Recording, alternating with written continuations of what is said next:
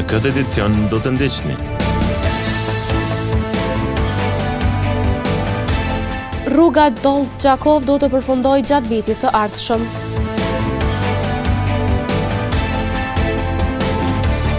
Besimtarët katolik sonte festojnë Krishtlindjen, mesha kryesore mbahet në famullinë e Gjakovës.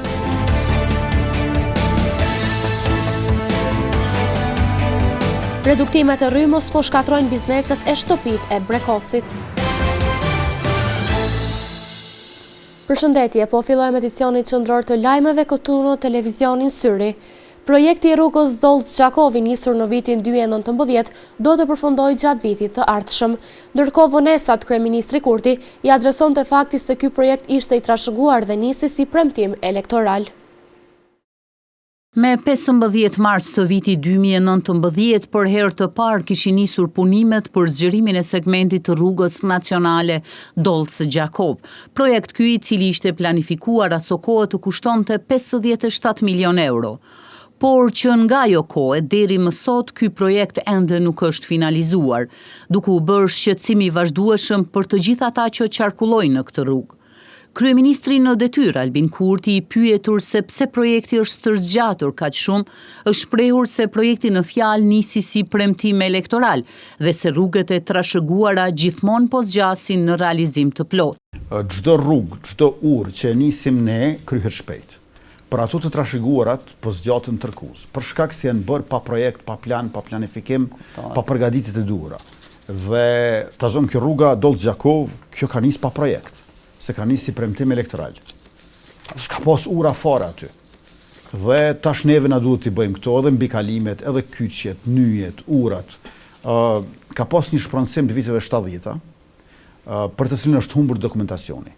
Dhe të gjithë ju e dini shumë mirë që ka pas edhe arrestime për çështjen e kësaj rruge. Kryeministri Kurti gjithashtu tha se tashmë është qartë se rruga do të finalizohet vitin e ardhshëm. E kemi përcaktuar vijën dhe gjithçka që del jashtë shpronësimit të viteve 70-ta, ne po ashtu e që është e nevojshme çdo parcelë ta shpronësojmë dhe në vitin e ardhshëm synojmë që ta përmbyllim këtë gjë, por edhe një herë po e ritheksoj, janë keq menaxhimet, mungesa e planifikimeve që na ka sjellë në këtë pikë. Kujtojmë se me një vendim të qeverisë së Kosovës, së fundmi nga kategoria kursimeve janë ndarë edhe 1.5 milion euro që Ministria e Infrastrukturës i ka destinuar për rrugën Dolc-Gjakov. Besimtarët katolik në mbar botën sonte në mesnat kremtojnë Krishtlindjet. Nata e Krishtlindjes çdo 25 dhjetor kremtohet me shfaqjen e skenës së lindjes së Krishtit, pemën e Krishtlindjes dhe shkëmbimin e dhuratave.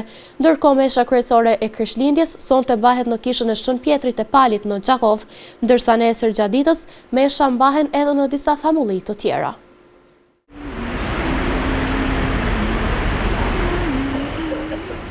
Në prag të festës së Krishtlindjes, Kisha Katolike e Gjakovës është mbushur me atmosferë festive, duke u shndruar në vend takim të besimtarëve dhe familjeve që janë mbledhur për të përgatitur shpirtërisht për lindjen e Krishtit.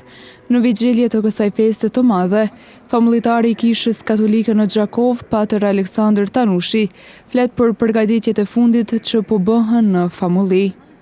Jemi në vigjeljet e Krishtlindjes dhe jemi në fest. Në fakt, veç pas ditës sot fillojmë me kremtimin e meshëve në disa prej fshatrave të famullisë së Gjakovës, ndërsa mesha kryesore do të jetë sonte në orën 24 apo në orën 00 në mesnat, mesha solemne në këtë kishë famulitare. Pak minuta para meshës së mesnatës, në kishë do të mbahet edhe një koncert i veçantë, i cili synon t'ju dhuroj besimtarëve emocione shpirtërore dhe një atmosferë solemne në pritje të lindjes së Krishtit. Po para meshës, që disa vite organizojmë një program apo koncerte para kremtimit të meshës, edhe sonte po ashtu në orën 23:30 fillojmë me programin artistik të Krishtlindjes. Janë kori fëmijëve të famullisë që do të këndojnë disa këngë të Krishtlindjes, pastaj edhe një pjesë artistike, kështu që është një përgatitje e meshës solemne, ku kjo kishë do të jetë si gjithmonë e mbushur plot edhe me besimtarë të familjesë dhe të tjerë, por edhe me që dashamirë të cilët të vinë me festu zbashku, sepse ne gjithmonë festat i kemi zbashku. Festimet në Kishën Katolike të Gjakovës krijojnë një atmosferë të veçantë bashkimi dhe reflektimi për besimtarët, duke e kthyer këtë periudhë festive në një moment të rëndësishëm shpirtëror dhe shoqëror për komunitetin, me mesazhe paqe, harmonie dhe solidariteti.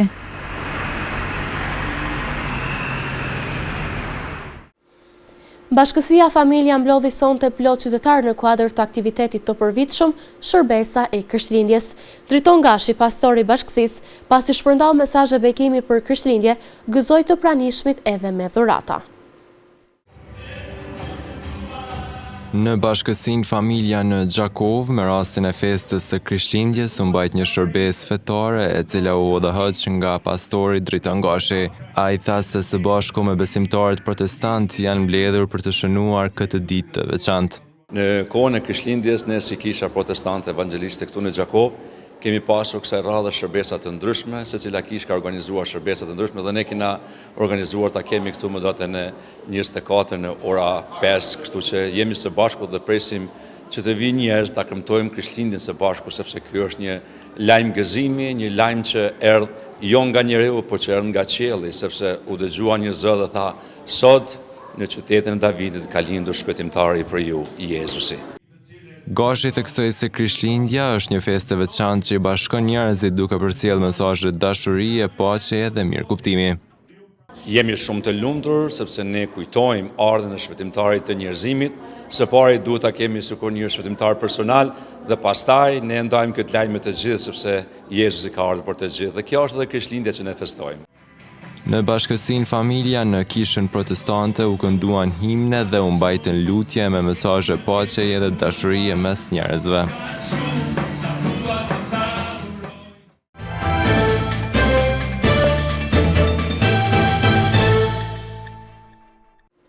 Problemet me energji elektrike kanë filluar të shkaktojnë shumë të lashe disa bizneseve në Brekoc të Gjakovës.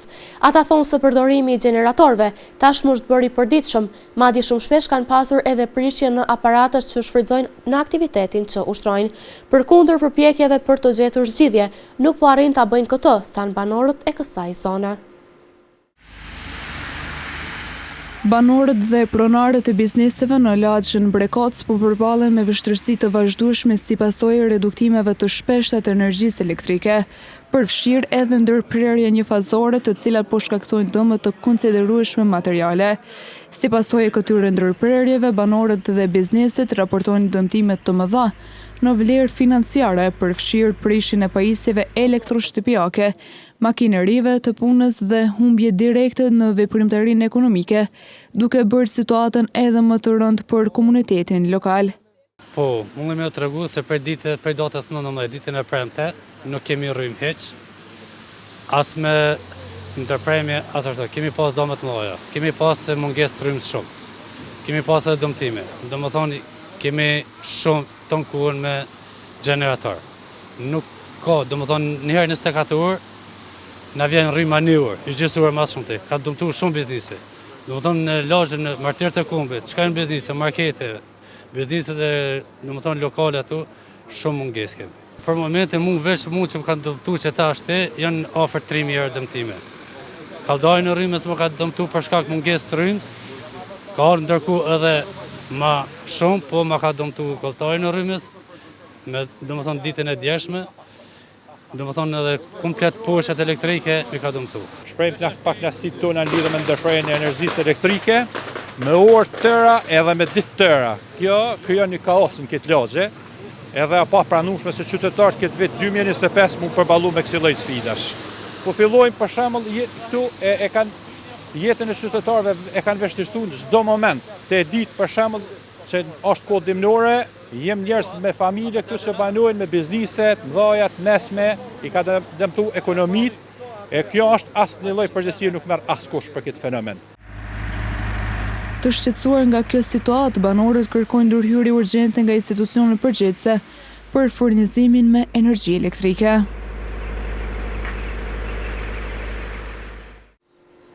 Të dielën në Kosovë votohet për të zgjedhur legjislaturën e 10 nga periudha e pasluftës. Në komunën e Gjakovës, sipas zyrës komunale të KQS-s, të drejtë vote kanë 120.712 votues.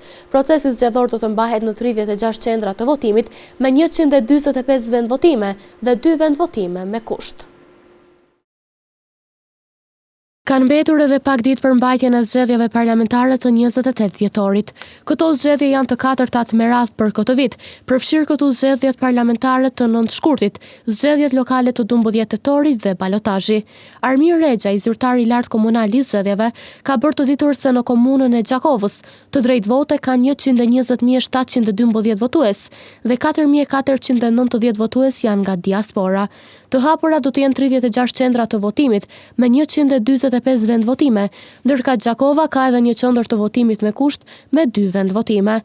Në këto zgjedhje, sa i përket votimit të personave me nevoja të veçanta, në dispozicion do të jenë 4 ekipe mobile. Rexha i tutje ka njoftuar se janë në funksionalizim të qendrës komunale të numërimit. Trajnimi i antarëve të KVV-ve të rregullta me kushte për persona me nevoja të veçanta ka përfunduar, ndërsa të njëjtën do të mbahet trajnimi i ekipeve të numërimit në qendrën komunale të numërimit. Ndryshime nga zgjedhjet e kaluara nuk do të ketë në këtë proces zgjedhor.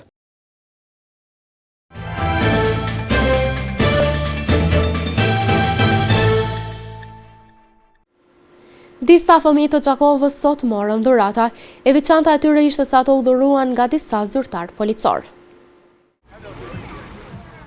Sot në kuadër të projektit Fëmijë të festojmë së bashku 2026, Drejtoria Rajonale e Policisë në Gjakovë në bashkëpunim me Drejtorinë e Policisë në Bashkësi ka realizuar një aktivitet për shpërndarjen e dhuratave për fëmijët në Gjakovë.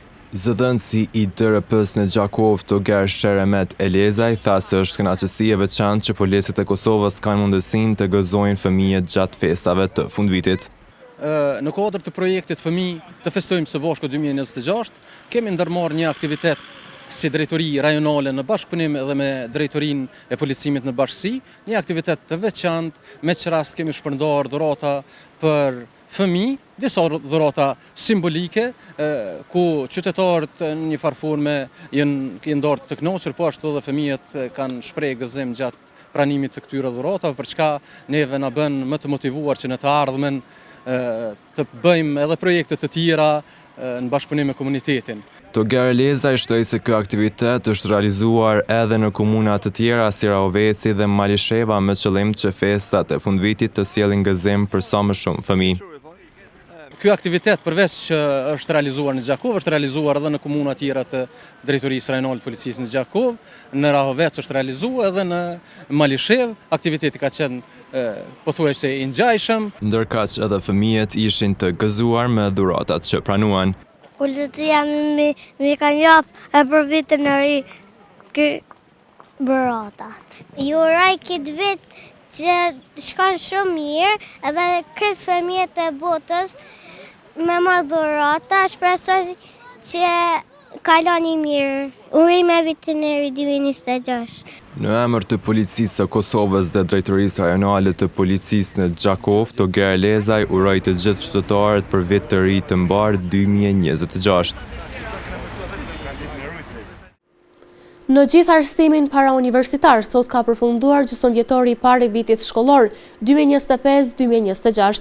Nxënësit nga nesër nisin pushime dimrore, ndërkaq në mësimin e rregullt kthehen me datë 8 janar 2026. Të gjithë nxënësit e arsimit parauniversitar sot kanë përfunduar gjysmëvjetorin e parë të vitit shkollor 2025-2026. Nxënësit përgjatë periudhës shtator-dhjetor kanë pasur në dispozicion mjaftueshëm ditë mësimi, ndërkohë gjatë po të njëjtës periudhë kohore mësimdhënësit edhe kanë pasur mundësi të bëjnë vlerësimin e vazhdueshëm të nxënësve me qëllimin që fundi i gjysmëvjetorit t'i gjejë me sa më shumë rezultate pozitive në vlerësimin vlerësim. Kjo periudhë pushimi mësimdhënësve gjithashtu do t'ju shërbej edhe për të plotësuar statistikat në ditarët shkollor. Bazuar në kalendarin shkollor të Ministrisë së Arsimit, pushimet dimrore do të zgjasin deri më 7 janar 2026, ndërsa nxënësit mësimit të rregullt i kthehen me datën 8 janar 2026 për të vazhduar deri në pjesën tjetër të mbetur të vitit shkollor. Kujtojmë se ky vit shkollor është planifikuar të përfundojë për maturantët me 14 maj. Për klasët 9, 10 dhe 11 mësimi do të përfundojë me 5 qershor 2026, ndërsa me datën 19 qershor përfundojnë mësimin nxënësit e niveleve shkollore nga 1 deri në të 8-ën. Në vazhdim të ndjekim parashikimin e motit për ditët në vijim.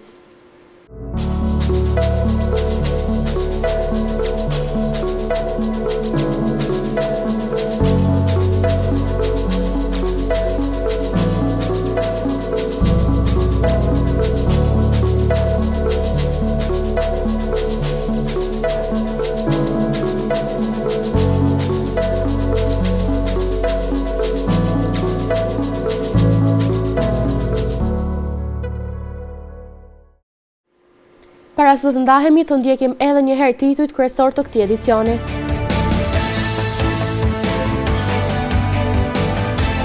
Rruga Dolc-Gjakov do të përfundojë gjatë vitit të ardhshëm.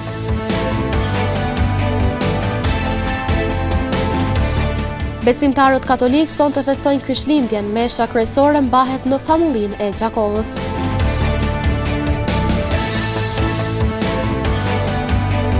Reduktimet e rrymës po shkatrojnë bizneset e shtëpit e Brekocit. Këtu merr fund ky edicion qendror i lajmeve. Ju mund të vazhdoni të na ndjeni në televizorin Syri, si dhe në rrjetet tona sociale. Mirupafshim.